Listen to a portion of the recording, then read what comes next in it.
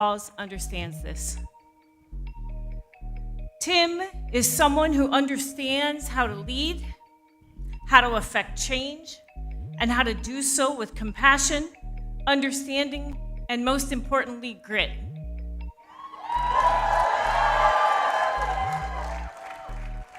Whether as a teacher doing lunch duty, which, if you know, you know, or as a beloved father and incredible leader, what you see is a man who exemplifies grit.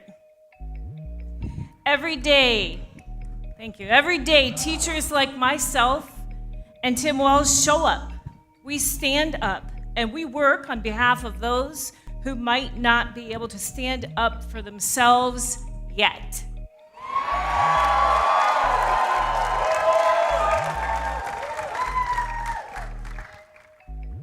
As President and Vice President, Kamala Harris and Tim Walz will always stand up for us and for the people of Erie.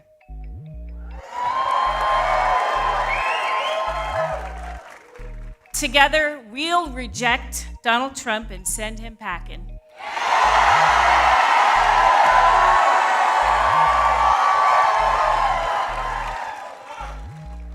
I am incredibly honored to introduce to you Governor Tim Walz, the next President of the United States.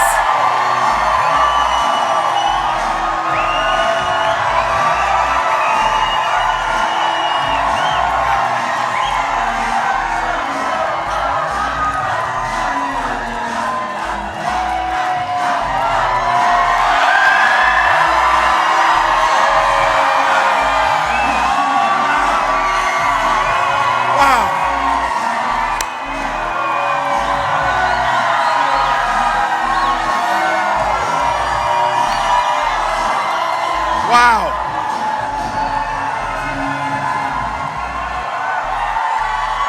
Wow.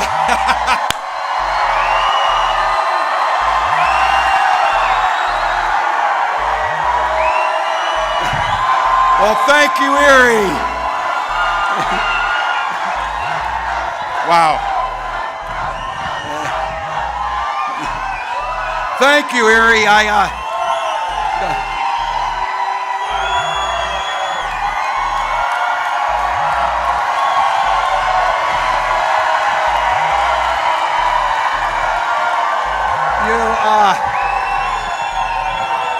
Erie, you might know, a while back, Donald Trump said these crowds are all AI. You know what's not AI? Your votes. That's what's not AI. So, good to be back in Pennsylvania, everybody. A thank you to Jody. 24 years of serving our children, this community, as a proud school teacher and proud union member. Give it up for Jody. It's noble work, so to each of you out here, I'm grateful for that. And I have to tell you, I am so incredibly grateful for the ability that this state has done to continuously send incredible people into office. I want to first of all thank Mayor Schemmer here in Erie for that. Look at this. This backdrop is unbelievable, and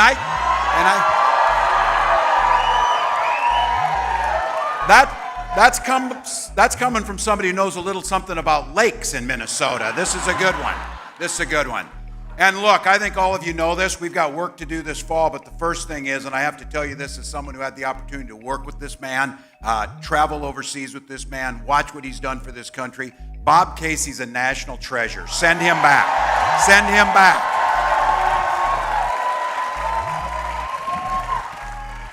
Senator Fetterman doing the great work.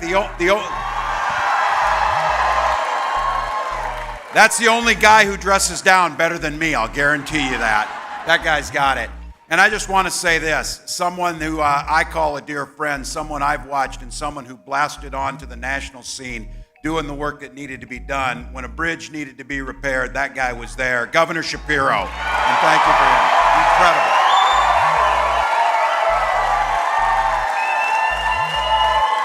To all those local elected officials who put themselves and their families out here and stand up, thank you for supporting them. Thanks for standing them back.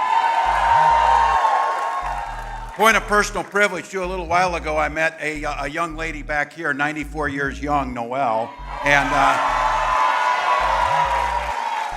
45 years teaching, and she's here. She told me because she believes in the new way forward and what we can do together. So thank you.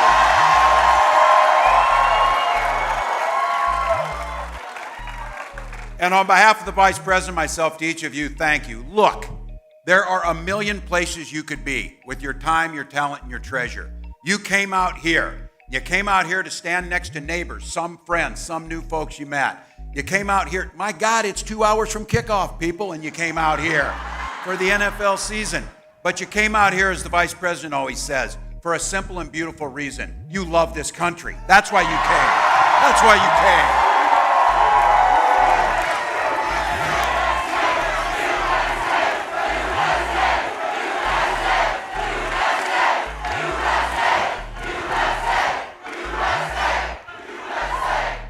And I am incredibly grateful for it. But look, I always, some of you know, and I got to tell you, I'm just going to go ahead and say, the coach signs warm my heart. Thank you. They warm my heart. A lot of years. I tell people, never close the yearbook. That state championship is as fresh today as it was 25 years ago. But the great thing about it is teaching, coaching, everything, it's that first week, the new start, the opportunities to a new season. Everything's fresh, clean slate. Anything's possible. All the things are there. We're all undefeated at this point in time with the opportunity to build something better for ourselves. That's what it is, to build something better. So I think all of you are here and you feel it. And for the young people who are here, look, between the last election, COVID, and the last 9 years of this nonsense after that guy came down a gold escalator, they've tried to tell you that this can't be joyful, this can't be fun, this can't be hopeful, this can't be positive about the future. Well, we reject that, and it took Kamala Harris to come onto the scene to tell us this is a joyful thing we're doing. This is hopeful.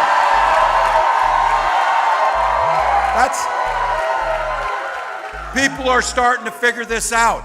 From her first day as a prosecutor, then to a district attorney, then to the Attorney General of the largest state in the nation, then to a United States Senator, and then to Vice President of the United States. Yeah, she's qualified. Let me know that. She's qualified. But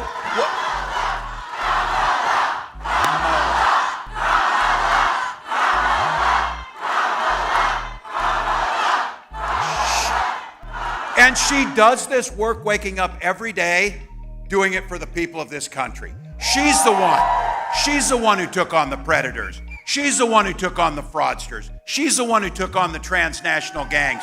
She stood up to the corporate interest. She never hesitated to reach across the aisle and work together if it was right for the American people. So when she put her name out there, she's running on this idea of an opportunity economy where everybody belongs and everybody has a place. Everybody. And she's not talking about just getting by with 3 jobs and trying to make the rent. She's talking about where we can make this country thrive and people can get ahead. That's the type of economy. And this whole idea, these folks who want to tell us, the red state, blue state, big city versus small towns, trying to tell us that we're different or there's 2 different Americas or whatever. I witnessed this down in Savannah, Georgia. We're down there on a bus. We're getting off the bus. It's just her and her husband, Doug, my wife, Gwen, and I. We're getting off the bus. And there's a bunch of our supporters standing there on the side of the street waving flags. And there was folks that were not our supporters. You can always tell them because they all have the same hats on, so you can see who they were. A group of independent thinkers ready to go. But here's what she said. She never missed a beat. She turned around and looked at me and she said, don't ever forget, we work as hard for them and their family and for the things that are right for them as we do for this side. So here's the thing. She's talking about those folks because we're trying to get them because our policies will make their lives better, where everyone gets that shot.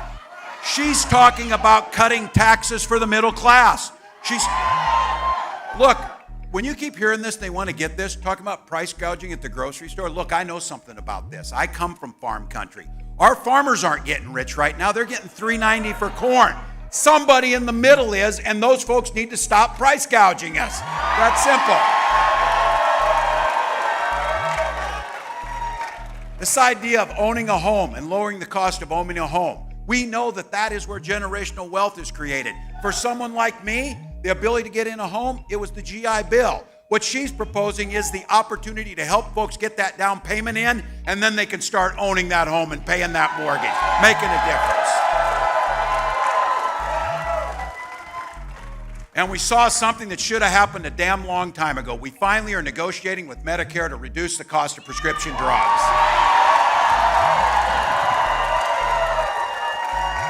Look, I'm fine with people being successful, but drug companies with CEOs making millions and millions and millions, why our seniors can't afford insulin, that is obscene and it needs to end, and it will with Kamala Harris. And then just yesterday, she proposed, and we'll put it into law, the ability to start and grow your own business. There's folks here that are entrepreneurs, want to get started. Right now, you can expense $5,000, and that is a tax credit for your startup. Yesterday, Vice President Harris proposed $50,000 to get off the land and get things going. And I know there's too many of you here, like my family went through this, relieving folks of medical debt so they quit reporting you to the credit bureau and garnishing your wages just because you tried to get somebody to stay alive by taking them to the hospital. We can fix it. We can fix it. So look, I'm proud to be part of this fight, and I think for so many of you, and to be clear, we're here in Erie because every vote matters and every single community in this country matters.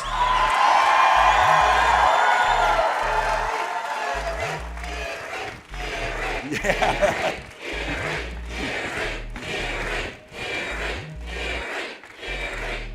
Across this country, I grew up in a small town in Nebraska, a town of a population of 400, working on the family farm. And I tell people this, I had 24 kids in my class, 12 were cousins. So, but you know what? Not a single one of them went on to be a venture capitalist, I'll tell you that. Not a single one of them went off to rip people off in New York City by discriminating against rental housing and things like that. Most of them went on to start businesses, become nurses, teachers, farmers, and do an honest day's work. Those are the folks who need to get a tax cut. Those are the folks who need to get a break. But just like here in Erie, and I know this is true across the country, when you grow up in a town like this or a town like Butte, Nebraska, you learn to take care of your neighbors. You learn to understand that everybody belongs, and when we work for a common good, we have a saying in Minnesota, when we each do better, we each do better. The idea is when every single one of us. So this idea of those values of a shared community, if you work hard, you should be able to earn an honest day's wage, those animated my public service and Vice President Harris's service. She talks about this often. Where else but in America, from a girl from Oakland and a boy from rural Nebraska can go on and become the next president and vice president of the United States?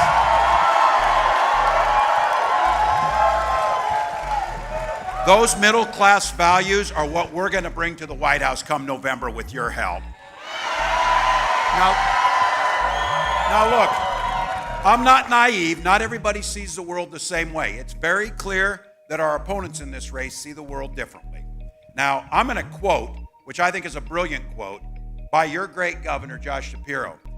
He often says, and I hear him say this, whenever Donald Trump's talking about America, he's shit-talking America. He does not believe in the promise of America, and he continues to put this country down. Whether it's our veterans or working people, he continues to do it. And you know why he does it? You know why he does that? Because he can only think of himself. He can only think of the service for himself.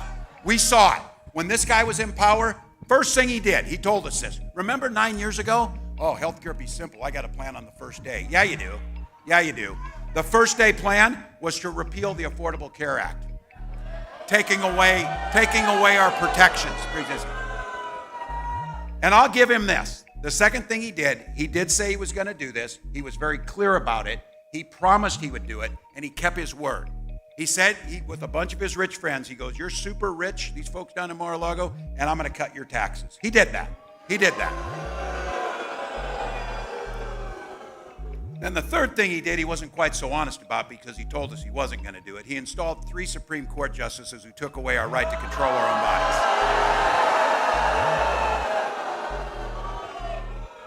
He did all that before he tried to violently overthrow our democratic government, too, by the way. In an election that he got his butt whipped fair and square and lost. It's that simple. It's that simple. Look, I'm not telling Pennsylvanians anything you don't already know. Under Donald Trump, you lost 275,000 jobs during the Trump years.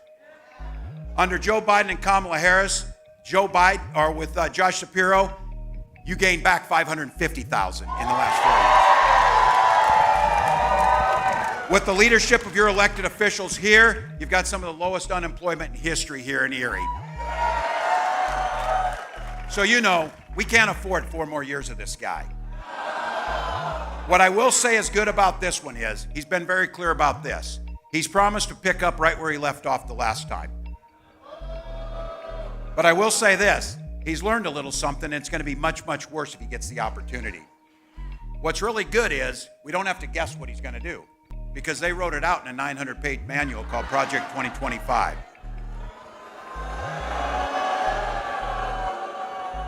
This is where, film this one or whatever, so you tell your relatives, because look, we all got them. We know we got to keep talking to them. He said what he would do, and I believe him. He kept his promise on this. It's the one thing he said, and he kept his promise. He's going to cut taxes for the rich. His tariffs will have a $4,000 a year tax hike on all of you. There's not a single economist in the country or any banker or anybody else who knows anything about economics does not believe the tariffs he's proposing will not fall right on you in the products that you buy. It's exactly the way it works. That's just facts. He said he'd clean out all the experts in government, all the dedicated public servants who don't serve the elected officials, they serve you. He's going to clean them out and put his loyalists in to make sure they do. And just to be clear, I know he's a little confused on this issue about women's rights to make their own choices, but I want to be very clear. He does not trust women, but women do not trust him. He will ban abortion. And here's the thing, cutting taxes for the wealthy, taking away your personal bodily autonomy, making it more difficult for the middle class, raising the cost of insulin. The question I keep asking, and I want Republicans and I want Donald Trump and J.D. Vance to answer, who the hell is asking for this agenda? Who's asking for that agenda? I don't think those folks standing out here in the red hats want that agenda because it's damn sure going to hurt them. No one's asking. No one's asking. So here's the deal. He openly says these things that we need to talk to our relatives about. And all of you know, I need to talk to my relatives too. Trust me on this. Nothing makes you more Midwestern than having your family be on this stuff. But look, they're talking about cutting Social Security and Medicare, repealing the Affordable Care Act and protections like this. And I keep saying this, repealing and destroying Social Security and Medicare. If you're a billionaire, you don't give a damn about Social Security or Medicare. If you're my mom who has to pay her heat bill and her food with it, it matters a lot. The vast majority of people care about this. They care about it. And I'm going to give a big shout out. You saw AFL-CIO up here. You saw Teachers Union. You saw building trades up here. Look, we know who built America. It was union labor built America.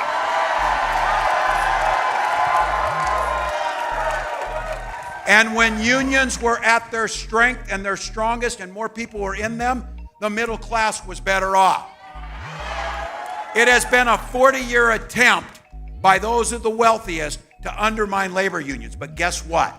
The popularity of labor unions is higher than at any time in our lifetime, right now. Right now.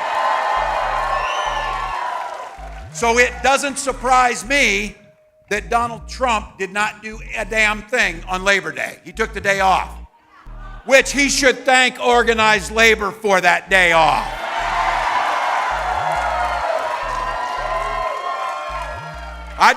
If I were him, I would be hiding down in Mar-a-Lago too. I wouldn't want to face working people.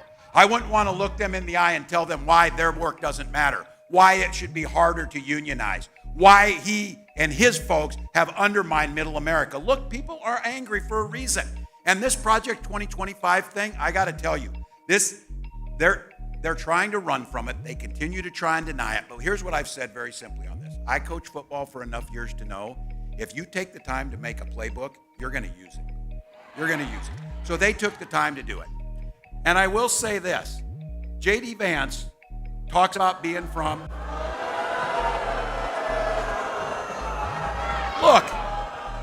Look, he should know. He talks about where he came from. He talks about where he was at. But I'll have to tell you, he did say this. He said, there's a lot of angst and people are angry in middle America.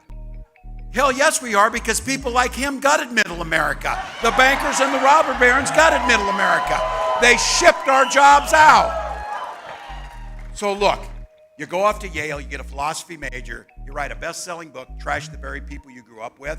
Just don't come back to Erie and tell us how to run our lives. Don't do that. Don't do that. And look, you, the folks here with a little less hair and a little grayer, I want to be very clear about this. This country needs 2 functioning political parties at least. We don't need one and a cult on the other side. We do not need that. So I'm going to give due to the Republican Party of our grandfathers and fathers. A Republican Party, when they talked about freedom, they stood with our allies and wouldn't abandon them. But look, that's not these guys. When they talk about freedom, they mean that freedom for corporations to be able to abuse their workers and pay whatever they want. Banks should be free to foreclose or to take advantage of customers. And the one that they want to talk about, and again, send this to your relatives, folks who believe that government should stay out of their lives or whatever. These are the guys that want government to be big enough to fit in your bedroom, to fit in your exam room, to fit in your library. They want them to be at each of those places. You heard it, and I know you've heard me say it before on this. Look, we come from places, I respect differences of opinion. We don't have to agree on everything. We might not make the same choice you make for your family, but you know what? That's your choice to make. And the thing that makes communities work really, really well is that golden rule. Mind your own damn business. Mind your own damn business.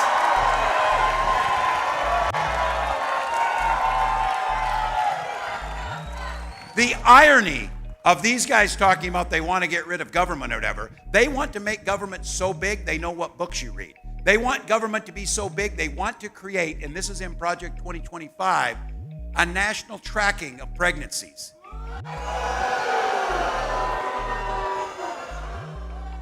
Yeah. Well, here's the good thing. I think it's important for us to know where we're at, but I don't think it inspires people to run against something. But I do think we need to be reminded who these folks are, because they're going to try and slip out of it every step of the way. They're already somehow, Donald Trump said, women are with me. They support me. I support their... Well, look, we need to be clear what we stand for. When Kamala Harris talks about freedom, she believes that you should be free to make your own health care decisions. Simple as that. We believe education should be a ticket to the middle class, not a ticket to crippling debt. We believe we should have the freedom to drink clean water and breathe clean air. And yeah, we believe in the freedom to send our kids to school without being shot dead in the hall.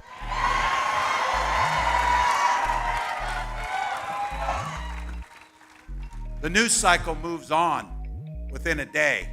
What we saw yesterday down in Georgia. Kids going to school the first week of school, excited. Now we have 4 dead. So our hearts go out to the 2 students and the 2 teachers who were killed. Their families be in mourning. There's many injured in Winder. And that community will never be the same. I said this, and all of you here, both as a teacher and as a student and as a dad, I loved back to school season. Time of hope, excitement. Now for those kids, it'll always be a time of sheer terror. And that'll be a memory that they'll hold forever. And it's a reminder to the rest of the country, we've got work to do, and I, for one, am sick and tired of hearing about thoughts and prayers rather than actually doing something about And I say this to all of you. I know guns. I'm a veteran. I'm a hunter. But we can't let them make this just about the Second Amendment. I defend the Second Amendment. But our first responsibility is to keep our kids safe. Yesterday, Vice President Harris said it doesn't have to be this way. And I can tell all of you, as someone who's owned guns my whole life and hunted, I can tell you I can remember it with such clarity. I sat in my office in D.C. when I was a member of Congress, and it was shortly after the Sandy Hook massacre. And I sat in there with all those parents. And at that point in time, I was an NRA guy. That many of us grew up with that they were gun safety. And I was the only one who took the meeting with them. They tried to get meetings with people who wanted to do this. And to sit in there and listen to these parents, I think about it today. My son, this week, started his senior year of high school.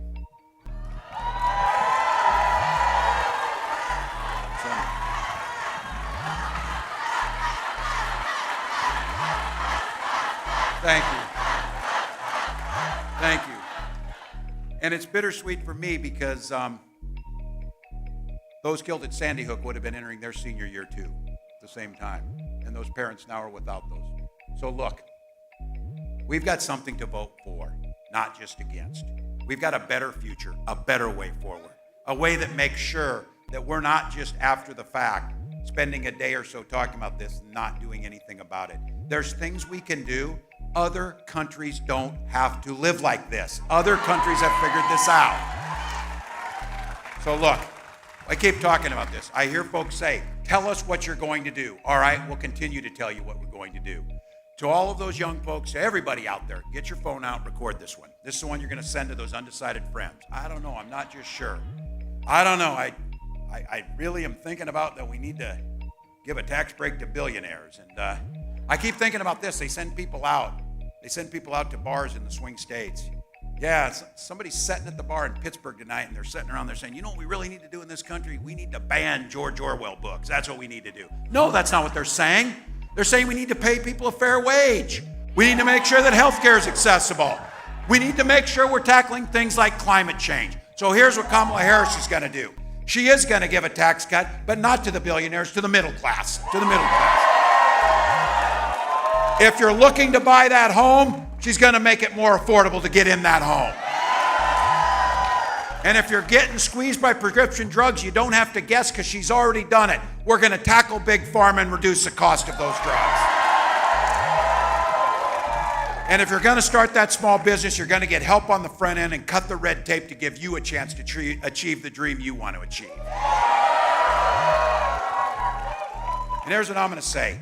If you're in a union or if you're not in a union, we're going to make it easier to get in one of those and collectively bargain for better wages.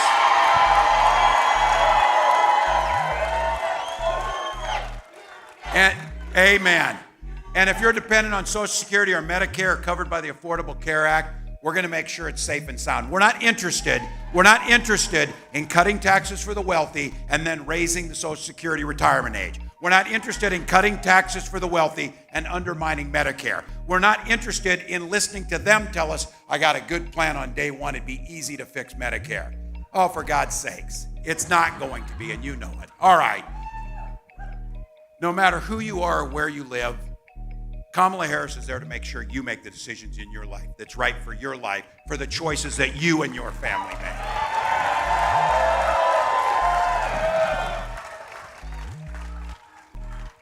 This is, and I listen to this, that big part of the presidency is, and being in this is who you're going to fight for. I did see this that Donald Trump was in Pennsylvania, was he not, last night? Harrisburg. There's a saying in politics, if you're explaining, you're losing, but I want to say this. I did watch part of it last night. 11 times, Donald Trump explained to us that he wasn't weird.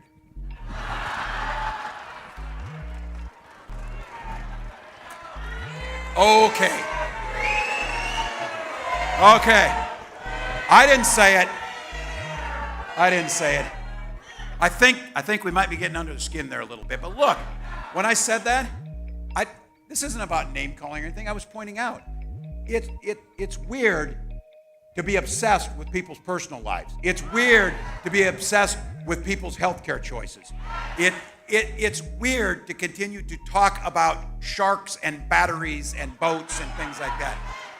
What's not weird is tell us what you're going to do about health care. Tell us who's going to get a tax cut.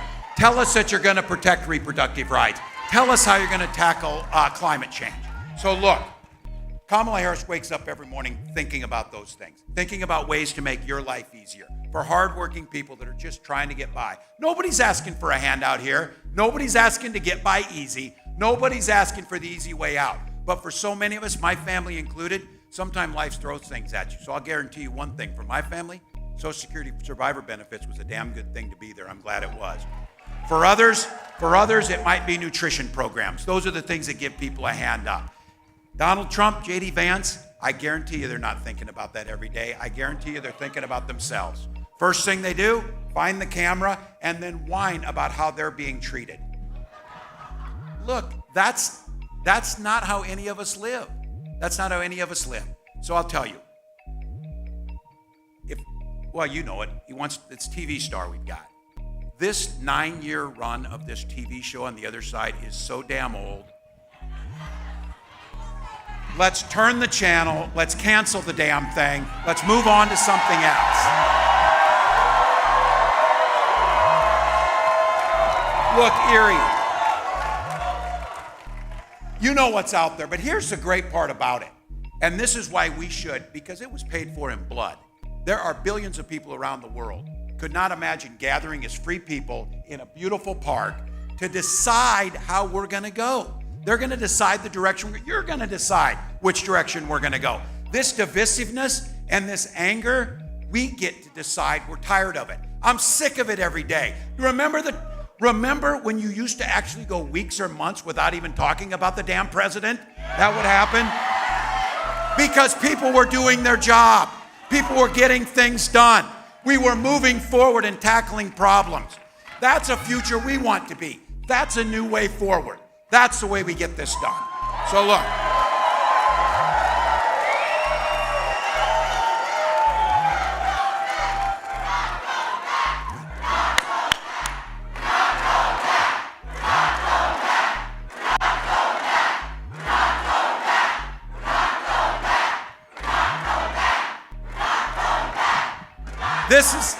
This is an incredible privilege. Look, you had to come out here. It's hard work. You've got places to go. You're worrying about the kids.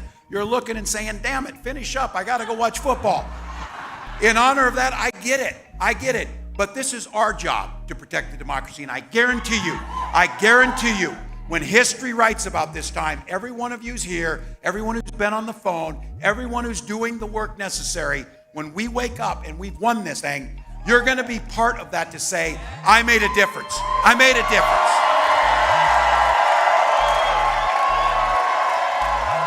So, in honor of that, I'm going to give you the Coach Walz pep talk because we're about at kickoff time here. Look, Pennsylvania and Minnesota have a lot in common. We got a lot of beautiful lakes. We get a lot of snow. Okay, Super Bowl rings we do not have in common. But we will get one someday. But we share a history. It was our people who built this country. It was the miners of the Iron Range of Minnesota who pulled that taconite from under the ground, that fueled the blast furnaces of the steel mills, that built the steel, that built the tanks, that liberated Europe from Nazi tyranny. That was our people. That was our people. Those same steel mills forged the steel that built the roads, the bridges, and the skyscrapers of this great country from coast to coast. And it'll be those same miners that put green steel in the ground that continue to create good union jobs, that continue to build this country. It's who we are. We're optimistic people. For Christ's sakes, you get 10 feet of snow here and you just plow it and smile. That's what you do. We walk on water half the year in Minnesota because we are optimistic. We understand that it's about coming together. It's about pushing back the pessimism and looking towards the optimism. And here's our deal. We are in the big game. All of us. Fourth quarter, we're down a field goal. Clock is ticking. Yeah, I know some of you are watching. And we're the underdogs at this point. But that's okay. Our people have always been the underdogs. Our people have always known how to do the work. Our people have always faced long odds. For goodness sakes, we carved a life out of a cold, harsh climate, and we made the best standard of living of any place in the world. And we did it. We did it by this beautiful tapestry of folks from all over making it work. So look, here's our job. The ball's in our hands. This is our time.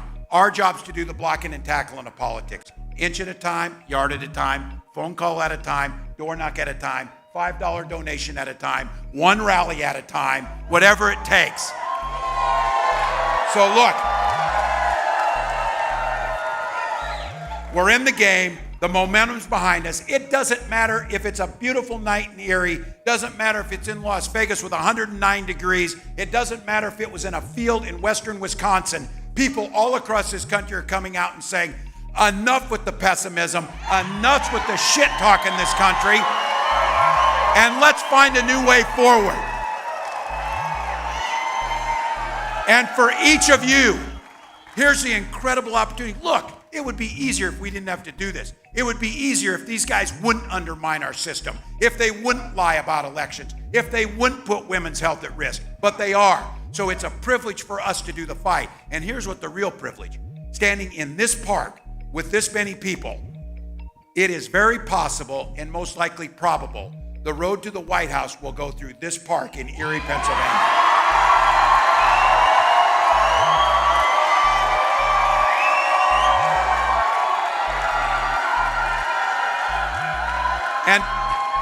And politics is not an end, it's a means to an end. I talk about this often. We don't win elections to bank political capital to win another election. We win elections to burn political capital to improve lives, to make people's lives easier.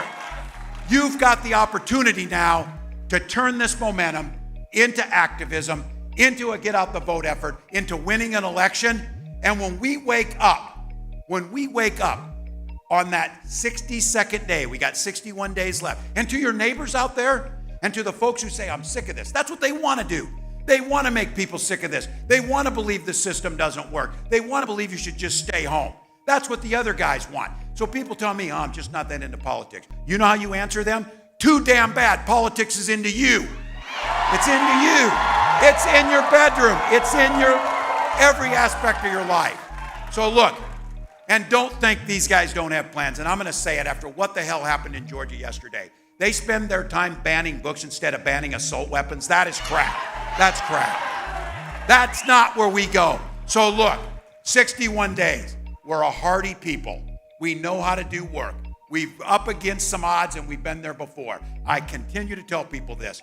Now is the time to do the work. Sleep when you're dead. There will be time for that then. Do it now. We love this country. We love our democracy. We believe everybody should have a fair shot. We believe in the freedoms to make your own decisions. And we believe in a hopeful future. So this place,